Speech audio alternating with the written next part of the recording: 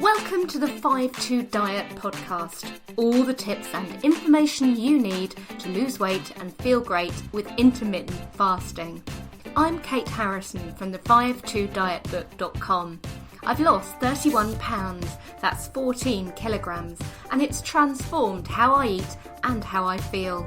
I've written 4 books about 5-2, I run one of the largest 5-2 groups on the web, and I still fast every week. It's easy, flexible and free. This podcast will help you 5-2.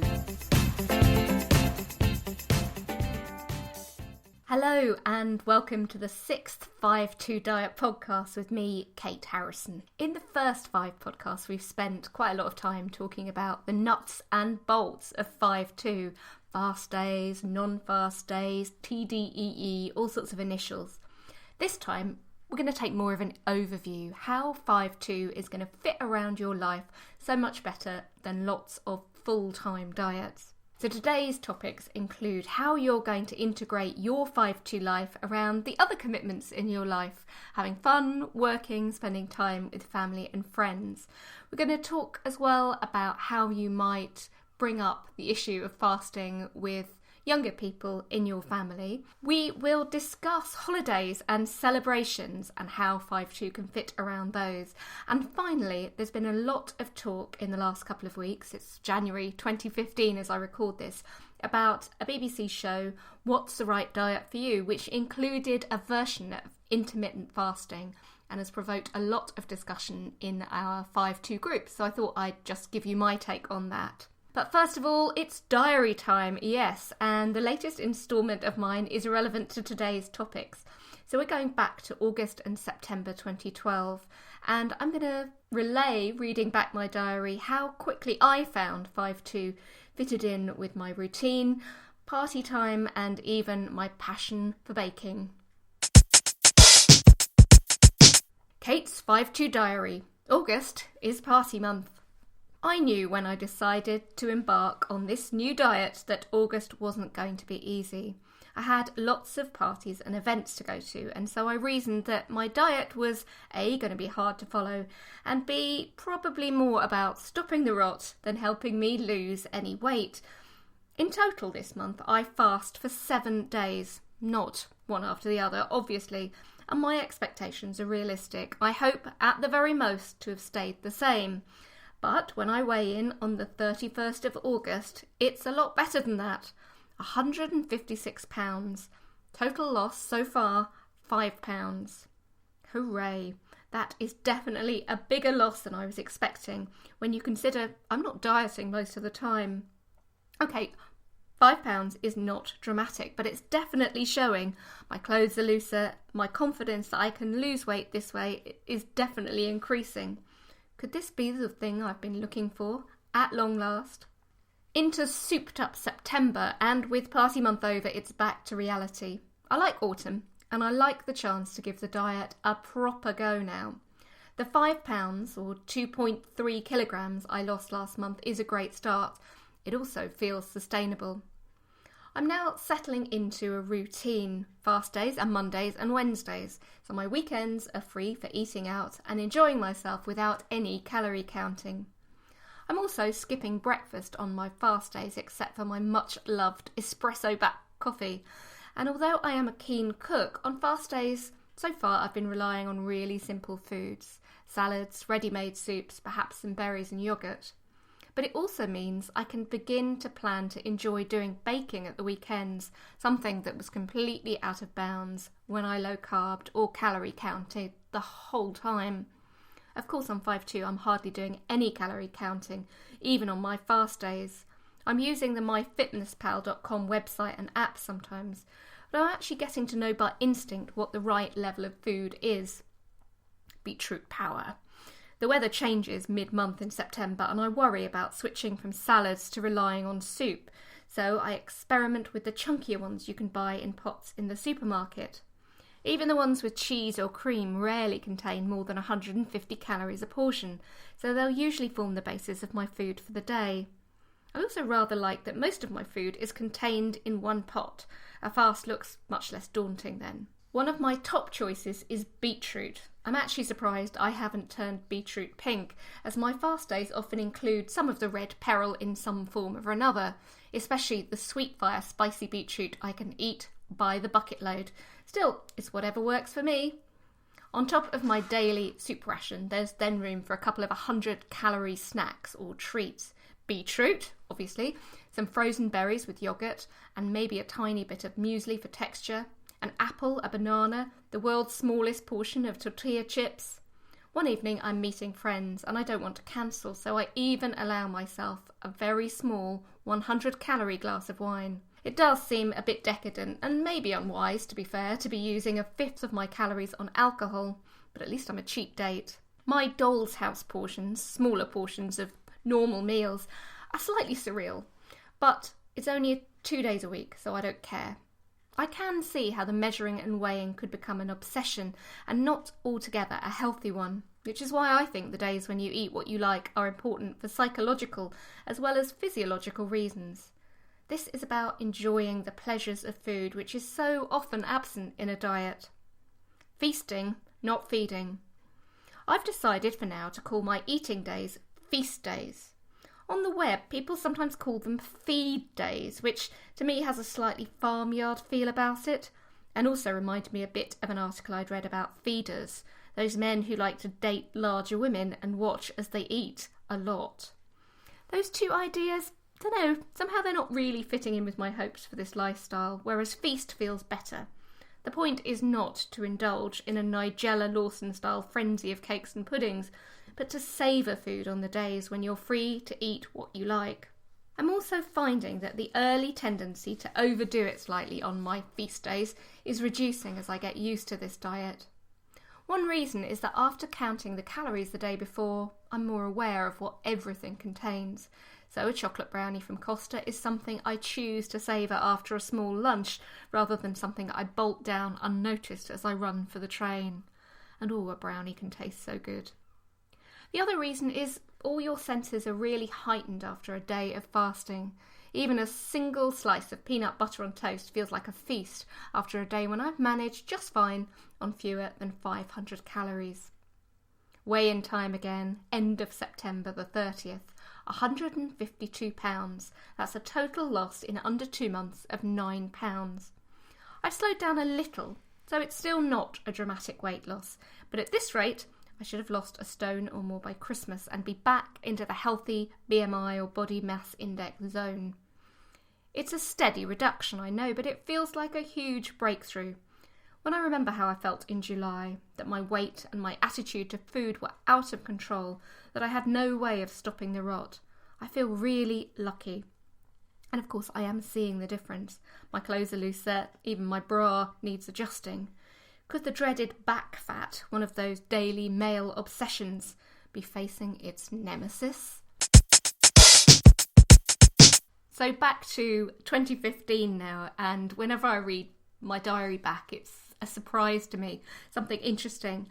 It was an easy start, wasn't it? I talked about feasting in that diary, and I also talked about it a bit last week, about the fact we all use different names to name our non-fasting days, and if feast isn't comfortable for you, you know what, that's absolutely fine. I still quite like it. I also am interested to look at what my expectations were, and I think I was quite realistic, and I do notice now, running the Facebook group where we've got 37,000 members, that's the latest figure, is that a lot of people are very disappointed at the idea of losing 1 or 2 pounds a week, and it's one of the things that didn't happen with me. I had got to such a level of being hopeless about the idea of losing weight that the idea that I could achieve weight loss and then sustain it, which is what I've done since, without having to calorie count all the time, was just absolute heaven for me, a revelation. And that's what I always say to people, 1 or 2 pounds a week over a year, that's 52 or even 104 pounds. That's an awful lot of weight, and the difference is I truly believe that with this you're more likely to keep it off. So rather than fasting being a quick fix, it's a long-term solution, and remember, I still do it. Which brings me on to what I wanted to talk about a bit more today, fitting in 5-2 with the rest of your life. 5-2 know-how, holidays and celebrations. So as we've seen with my diary, once you've worked out a 5-2 routine, it can be pretty easy to stay on track. You can plan around a big party or a weekend away, for example. You just avoid fasting on those days. But longer holidays, or say if you've got a job that takes you away for conferences or travelling with giant breakfast buffets, it can be a bit more of a challenge. So I've gathered together my tips from almost 3 years of fasting now, and here we go. It's relevant to me because I'm about to go on a week's holiday. One suggestion, fast when you're actually travelling so you can eat when you arrive. Let's face it, aeroplane meals are nothing to write home about. So why not fast on your plane, your bus or train? And then when you get to your destination, you're ready to try the local delights. It's also known that fasting on the trip itself, if you're going to be travelling long haul and you're going to have to try and adjust to a new time zone, can be really helpful. So once you get on the plane, start eating as though you're in the new time zone, and don't worry too much if that means skipping all the meals on the plane. Next tip, eat less before and after your holiday. So I generally, this week it's true as well, switch to 4-3 for the week before and after a holiday. So that is up to 3 fasting days and 4 normal days. And that means that when I get on holiday for a week, say, I don't feel guilty about not sticking to 5-2 while I'm away. Or what you could try is 2 consecutive fast days before you go and immediately after you get back. The thing about doing it this way, 5-2, is that actually nobody has to know you're on a diet while you're away, especially if you're in the early days and you don't want to feel very self-conscious or feel you have to explain yourself all the time. Self-catering holidays can be a great way to try out the regional cuisine and to shop like a local, and it's also a really good way to avoid those huge hotel buffets that you often get. Create yourself a brand new routine. It's the lack of routine on a holiday that can sometimes knock yourself off course. Maybe you could miss breakfast, or if your breakfast is included, have a nice late breakfast and then skip lunch. But don't worry then about what you eat on the other meals. And if you do fancy the odd ice cream or a local delicacy that might be a pastry or something like that, then why not? You are on holiday. Then when you get back, my top tip is do not weigh yourself immediately after a holiday. Why make yourself feel bad? I do usually put on a little bit of weight, but with 5-2 I know it'll be gone again. And just as an example, last year I went to Australia for a whole month, partly pleasure, partly work. It really was the trip of a lifetime, and I didn't want to be restricting myself by not eating local dishes and not drinking local wine, more importantly. We ate out every single night, sometimes healthily when we were staying with friends who cooked really well, and sometimes very, very indulgently. And I knew I'd put on about 7 pounds, half a stone. I think in metric that's about 3.5-4 kilos. Quite a lot in a month, but it was gone within a month as well. And I kind of knew that. I had that reassurance when I was having a lovely time that this really was a one-off in my life and I would enjoy while I was there, and if my clothes were a bit tighter when I got back, I'd sort it out. But I didn't weigh myself until halfway through the month of getting back. Finally, remember, this is a way of life, not a punishment. So really enjoy the time off you're taking. Guilt is not part of 5-2. The flexibility means you can get back to your normal life next week with lots of great memories from your holiday or celebration. And it might not just be memories, it might also be great dishes to try when you get back, because local cuisine doesn't have to be about really fattening foods. You might discover delicious salads, especially if you're going somewhere hot, some fantastic soups. Savour those and maybe take back some herbs or spices and see if you can recreate that holiday flavour once you're back home.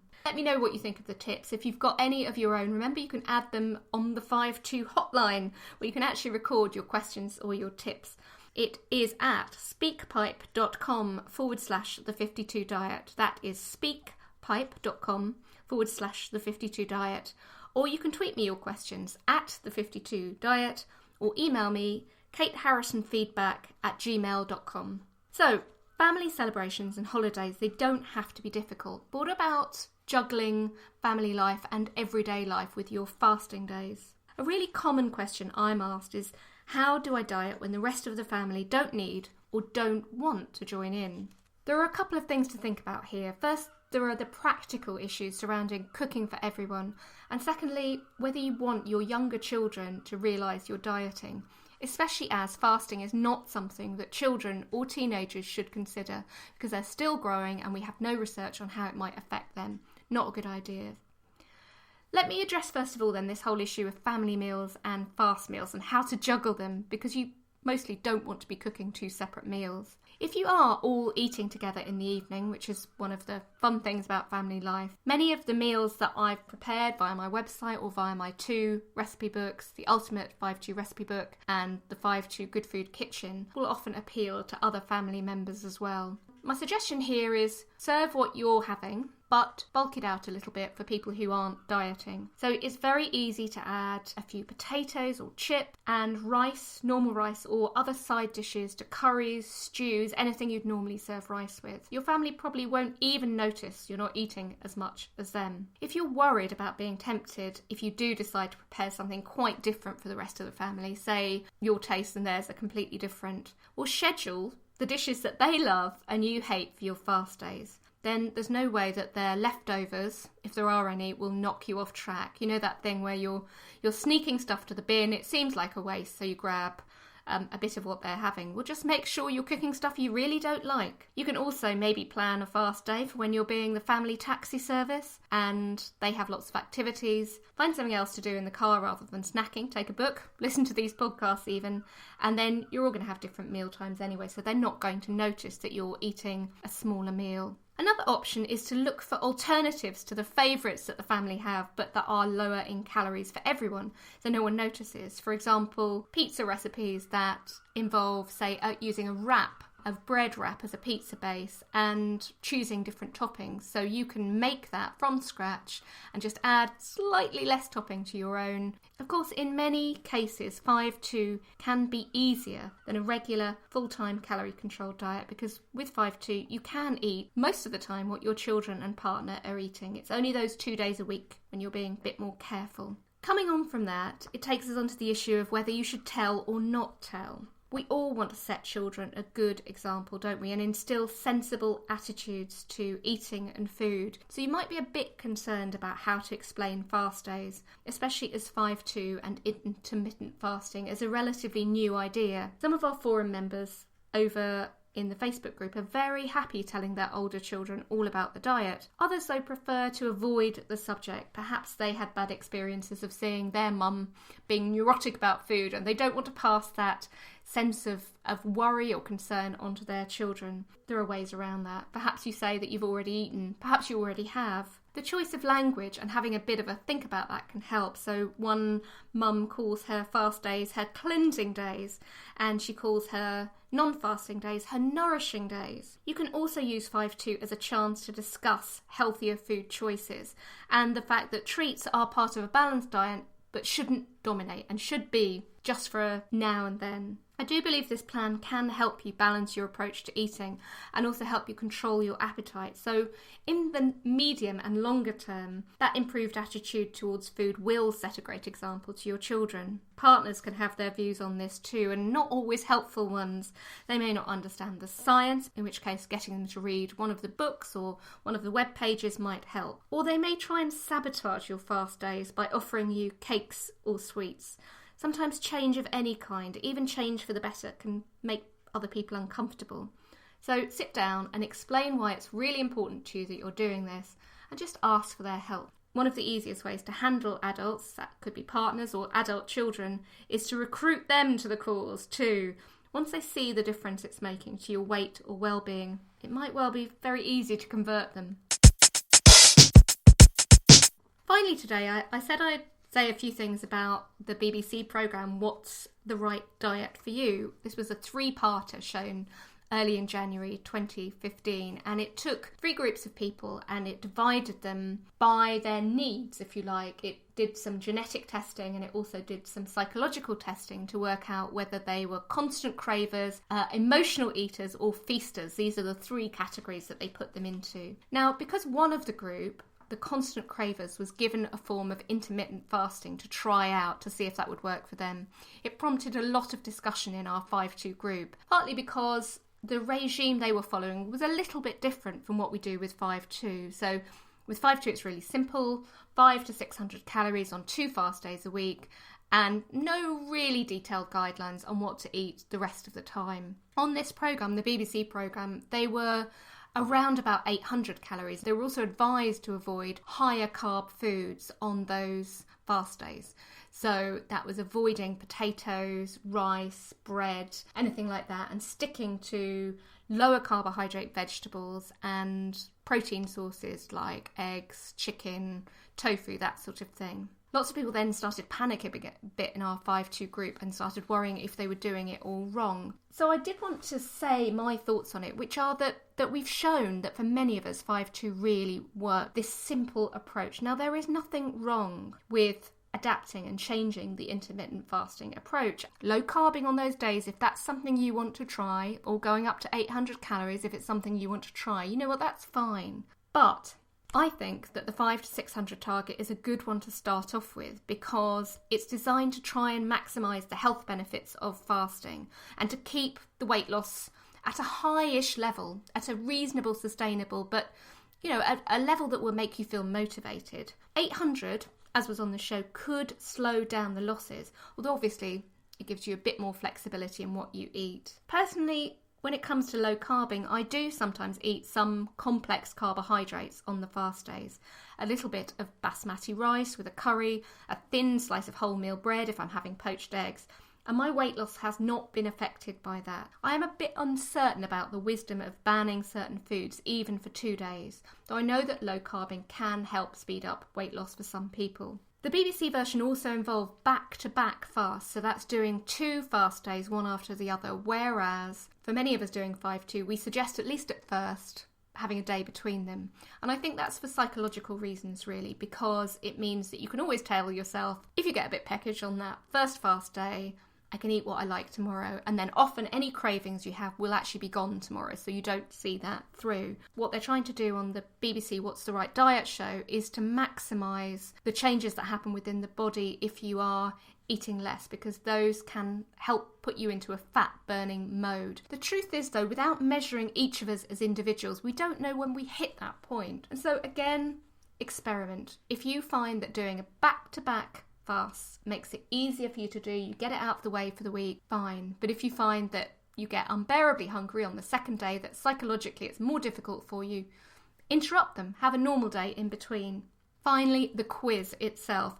So there was a quiz online by the BBC to tell you which of these 3 categories you might belong to. I thought it was fun. I came out a constant craver with a little bit of emotional eating and a little bit of feasting. And as a constant craver, it did recommend intermittent fasting to me. It doesn't go very deep though. It's a bit like the fun quizzes you get in women's magazines. Yes, they tell you a little bit about yourself, but they're not that personalised. They were there to make the show more enjoyable, and they did. But the fact is, most of us have mixed reasons for overeating and for being overweight, and most of us have also tried and failed at the more conventional diets that were also tried in the show. For many of us in our group, we found that whatever category we fall into, the flexibility of intermittent fasting and the freedom from guilt, the freedom from constant vigilance and calorie counting works for us. More information is always welcome, but I just don't want people to feel anxious. The best thing about intermittent fasting and this whole approach is that it gives you freedom and flexibility. You know, and that's why 3 years down the line, I still do it 1 day a week or 2 days a week when I'm back from my holiday. It's why I've also maintained my weight loss, and I'm not a UK size 16 anymore. I'm a UK size 10 and I love it. That's my message anyway. I'd love to know what you think. In the next podcast, I'm going to be talking 5-2 troubleshooting, how to deal with any hiccups along the way and strategies to cope with your weight loss slowing down a bit or for preparing for special occasions when you really want to look at your best. In the meantime, those tips and hints that I shared with you today, well, they're just some from my Ultimate 5-2 recipe book, which also includes ideas and hints about your 5-2 store cupboard, for example, foods you can have in so that you never have to worry about going shopping, useful gadgets, a whole host of other stuff, case studies, as well as 85 great recipes. If you'd like to hear more or read more on those, you can get that book from online stores and also as a real book in a real bookstore. I hope you enjoyed today, and I hope you can join me again next time. For more free tips, recipes and information, visit the 5-2dietbook.com. Follow me on Twitter at the52diet or download free samples of any of the books online at Amazon. Join in the lifestyle change everyone's talking about.